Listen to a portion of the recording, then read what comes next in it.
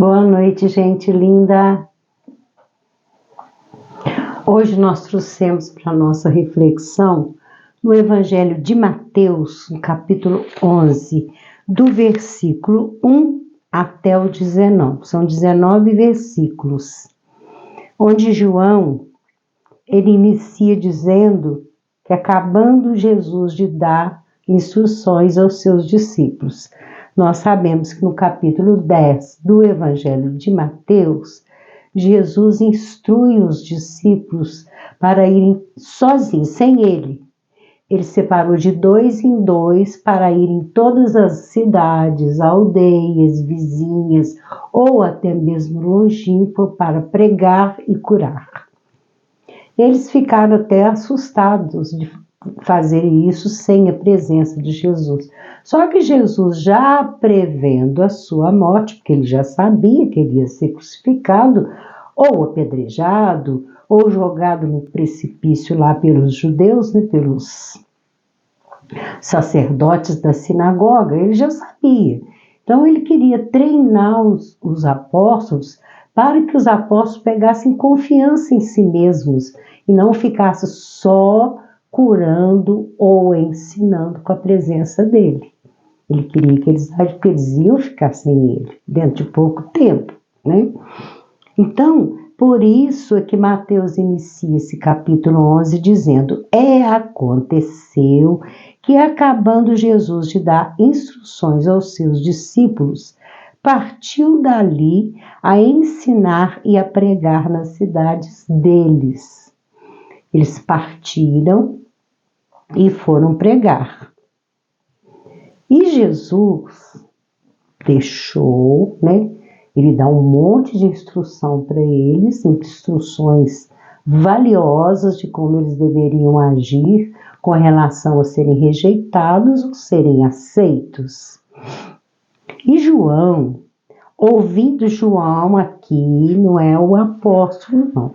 João aqui é o Batista, aquele que veio anunciar Jesus. Ele já estava preso no cárcere por Herodes, que mandou prendê-lo. Ele foi para aquelas masmorras, numa prisão horrível, acorrentado. Herodes tinha horror dele e medo ao mesmo tempo, porque Herodes sabia que ele era um profeta. E João, ouvindo no cárcere falar dos feitos de Cristo, enviou 2 dos seus discípulos. Porque João tinha discípulos também, assim como Jesus tinha. Quando João aglomerava aquelas pessoas ali à beira dos rios para serem batizados, por isso o nome dele João Batista, ou João o Batista, aquele que batizava, porque Jesus não batizou. Quem batizava era João. Muito pelo contrário, Jesus foi batizado por João. E lembrando aqui, tá? Eu sei que vocês já sabem, que eu já falei várias vezes. Eles eram primos de segundo grau. Maria, mãe de Jesus, e Isabel, mãe de João, eram primas. E eles se amavam. Eles tiveram uma infância linda, os 2. Então, ele manda os discípulos para saber dos feitos. O que Jesus está fazendo? Afinal de contas, desde criança que eu anuncio que ele é o Messias. Então, vocês vão lá para ver os feitos dele. A dizer-lhe, vocês vão dizer para ele: és tu aquele que havia de vir ou esperamos outro? É pergunta direta, né? João era direto, João era considerado louco. Ele não pregava, ele gritava nas praças, nas ruas, sozinho no deserto. Ele era muito bravo. Uma vida assim muito regrada, porque ele foi criado pelos essênios. Os essênios eram muito assim, moralistas, vegetarianos, adoravam a natureza, oravam muito, estudavam muito também. E Jesus, os 2 discípulos de João chegaram para Jesus e perguntaram, És tu aquele que havia de vir, ou esperamos outro? E Jesus respondendo, disse-lhes: Ide, anunciai a João as coisas que ouvis e vedes.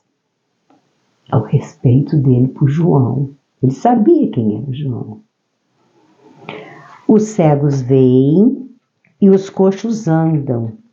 Os leprosos são limpos e os surdos ouvem.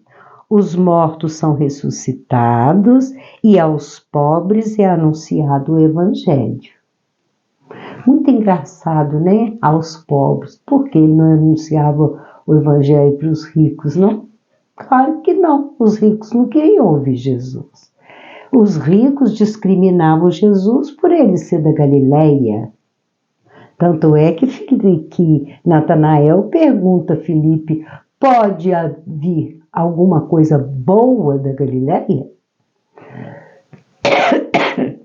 Galileia é um lugar pobre, de periferia. Então,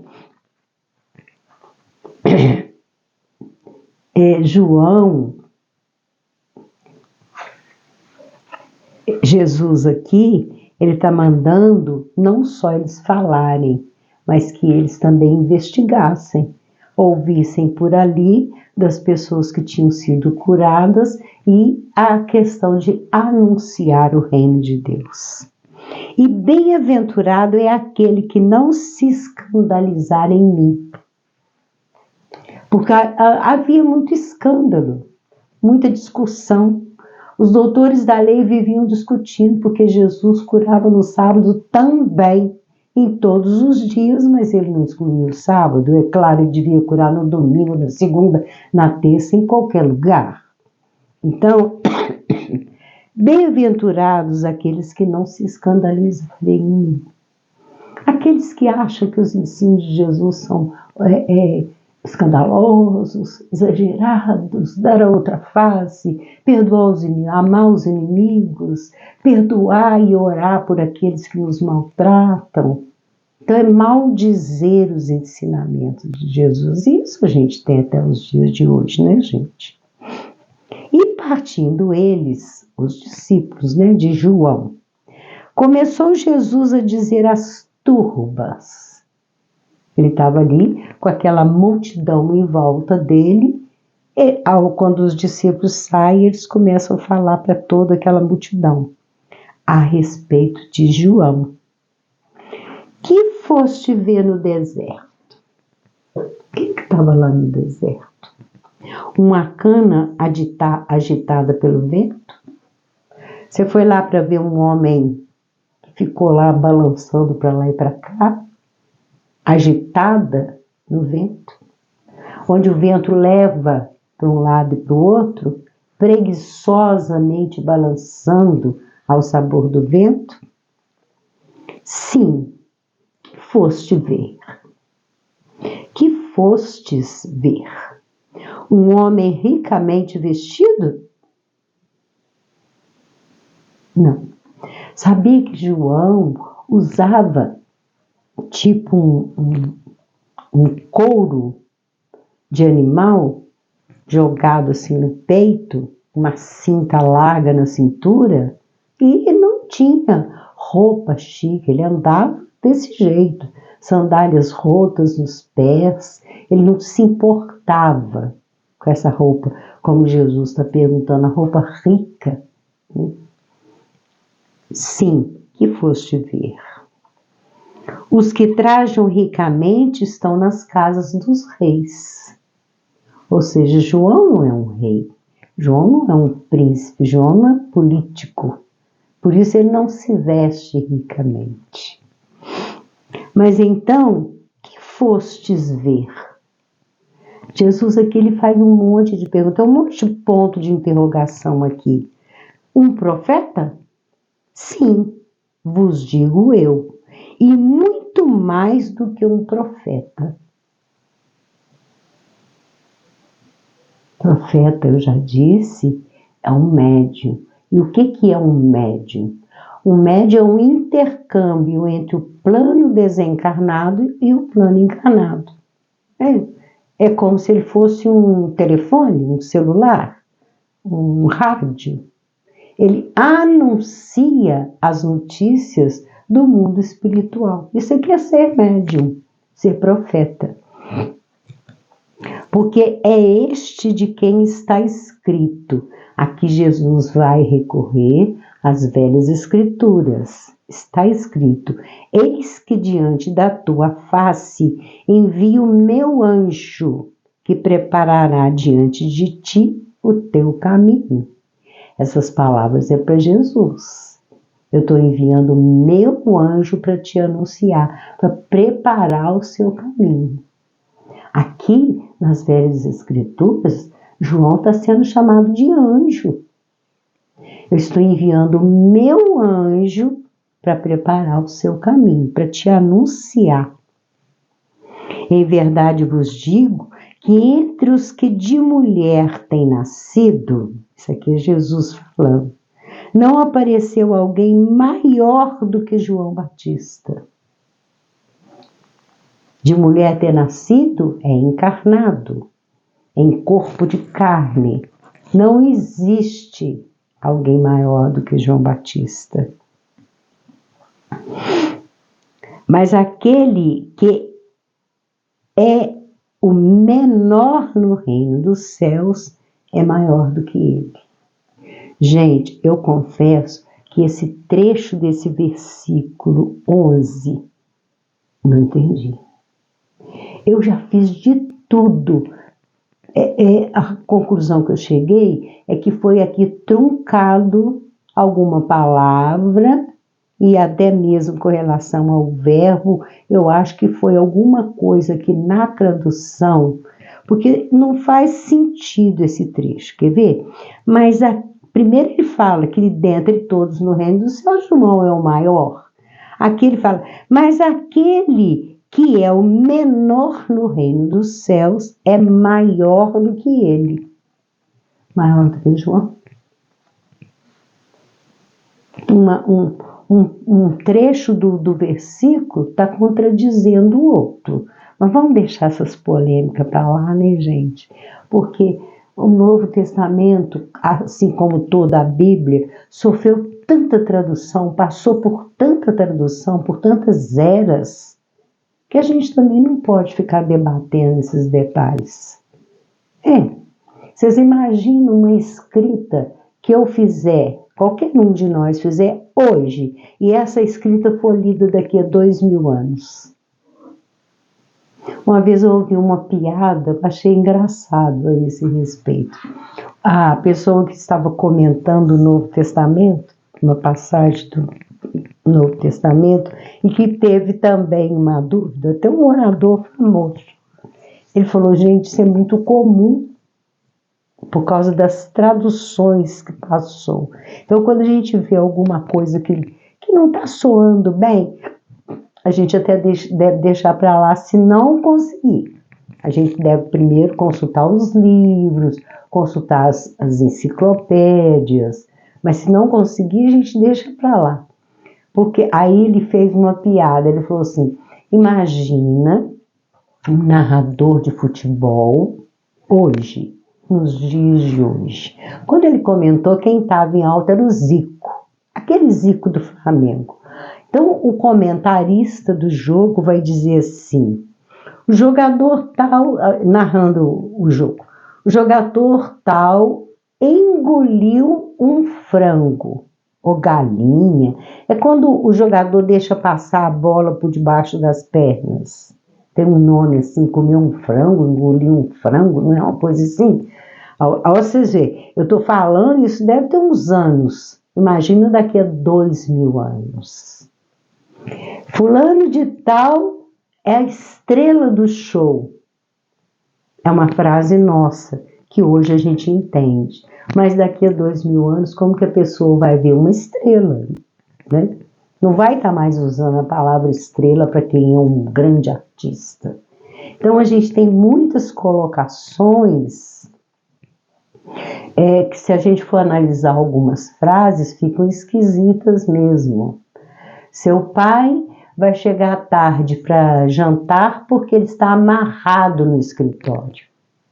A gente sabe que ele está preso por causa de alguma reunião ou por causa do trabalho. Mas daqui a 2000 anos, o que a gente vai pensar? Que ele está amarrado de cordas numa cadeira dentro do escritório. Então a gente tem essas polêmicas, a gente não deve ficar guerreando com elas. Também não tem tanta importância. Esse trecho eu não entendi. Primeiro ele fala que João é maior, depois ele fala que João é o menor de todos. E desde os dias de João Batista até agora, se faz violência no reino dos céus, e pela força se apoderam dele. Isso aqui é de uma profundidade, faz guerra no reino dos céus contra João. Ou seja, não queriam que João viesse para anunciar Jesus. Foi muita guerra para Jesus não vir, foi um sacrifício muito grande. Isaías diz que ele teve que se preparar milênios para vir aqui, encarnar no nosso meio. Né? Primeiro, devido à evolução desse espírito, muito evoluído. E segundo, porque não queriam, porque também não queriam que Jesus viesse. Trazer boa nova, falar do amor, da mansuetude, da pacificação, da não guerra, da não violência, falar da misericórdia. Então existe guerra no mundo espiritual. Mas aquele que é o menor no reino dos céus é maior do que ele.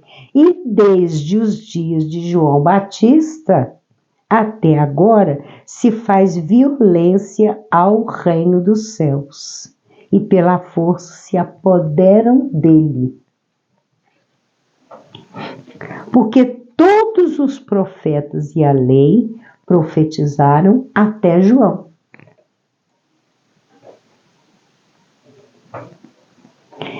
E se quereis dar crédito, é este,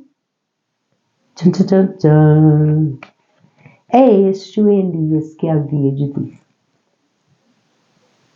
Reencarnação de Elias. Elias era um profeta, nos mesmos moldes, bravo, mandou decapitar algumas pessoas na beira de um rio lá. Então, a reencarnação de Elias é a segunda vez que Jesus fala que João foi Elias. Quando houve a transfiguração lá no monte, ele também fala. João veio e Elias veio e ninguém o reconheceu. E aqui ele fala, e se quereis dar crédito às velhas escrituras, é este o Elias que havia de vir. Ainda tem gente que não acredita na reencarnação, né? Quem tem ouvidos para ouvir, que ouça. Agora, quem não quer ter ouvido para ouvir, não adianta não, gente. Você pode provar que a reencarnação existe e que as pessoas vão continuar berrando e gritando que não existe reencarnação. E não vamos confundir reencarnação com ressurreição. Cada uma é uma coisa. Ressurreição é subir aos céus com o próprio corpo. E reencarnação, esse espírito já deixou um corpo quando morreu aqui no plano encarnado e ele volta e ganha um outro corpo no ventre materno. Para completar aquilo que ele deixou incompleto, para fazer parte de uma família que ele prejudicou, de amigos, de vizinhos, e trabalho, e doenças, e por aí afora vem essa questão que os indianos chamam de karma. Eu gosto de rasgar esse R, porque eu tenho uma raiva desse karma, que vocês não fazem ideia. A quantidade de injustiça que é feita em cima dessa roda de samsara e desse karma. Quem tem ouvidos para ouvir, que ouça. Ou seja, eu estou dizendo que Elias voltou como João. e veio com a missão de me anunciar, porque ele mesmo já havia falado lá nesse tal de Messias. Mas a quem assemelharei esta geração? Vocês que estão aqui agora comigo, lá quando ele estava pregando. É semelhante aos meninos que se assentam nas praças e clamam aos seus companheiros. Jesus está nos chamando de meninos. Imagina, 2024 anos, tem tanto meninos por aí, tanta criança, discutindo, berrando, gritando, ofendendo, usando palavras horrorosas no púlpito, xingando palavrão. Meninos em entendimento. Quantas vezes Jesus ensinou sobre a reencarnação? Quantas vezes Jesus ensinou sobre a vida além dessa matéria, do planeta Terra? Há muitas moradas na casa do Pai. Meu reino não é desse mundo. Se o meu reino fosse desse mundo, a minha gente houvera combatido a meu respeito. Ou seja, não sou só eu que sou de lá, tem a minha gente lá. Eu tenho outras ovelhas em outro aprisco. Onde é esse outro aprisco dele que não o planeta Terra? Jesus não governa só o planeta Terra. Um espírito grandioso. Dizem as fofocas espirituais que ele governa mais 2 planetas além da Terra. E ainda está participando, já há muito tempo, da construção de um planeta novo chamado Quiron, que é o planeta que já está recebendo os exilados da Terra. E olha que aqui não tem só exilados da Terra, aqui tem exilados dos exilados de Capela, aqueles que vieram exilados de lá, que é a maioria de nós, e agora não aprendemos ainda, vamos ser exilados de novo, passar por tudo de novo, aquele beabá todo de novo, para ver se encaixa, para ver se aprende as leis de Deus. Muito interessante. Meninos que se assentam nas praças e clamam aos seus companheiros e dizem: tocamo-vos flauta e não dançastes, cantamo-vos lamentações e não chorastes. Porquanto veio João, não comendo nem bebendo, e dizem: tem demônio. João tem um demônio no corpo. Não comia e não bebia. Ficava lá no meio dos desertos, colhendo mel silvestre para se alimentar. Não tinha nenhum tipo de vaidade. Tinha um aprendizado enorme, era inteligentíssimo. Aprendeu com os essênios, inclusive o poder das águas para batizar, convidar as pessoas ao arrependimento e anunciar Jesus. O profeta Isaías se refere a João como aquele que vai dizer: eu não sou Cristo, não sou digno de desatar as correias das alparcas desse Messias. O respeito que João tinha. E muito interessante é que quando Jesus começou a anunciar o reino de Deus e a curar, João morreu. Foi deu a Herodes, com aquela ódio, com aquela raiva toda dele, manda degolar João lá no cárcere. Tem demônio. Não bebe, não come, só fala do reino de Deus, só fala da moral, só anuncia o Messias que vem trazer o amor, que vem trazer a boa nova, mas ele é um demônio.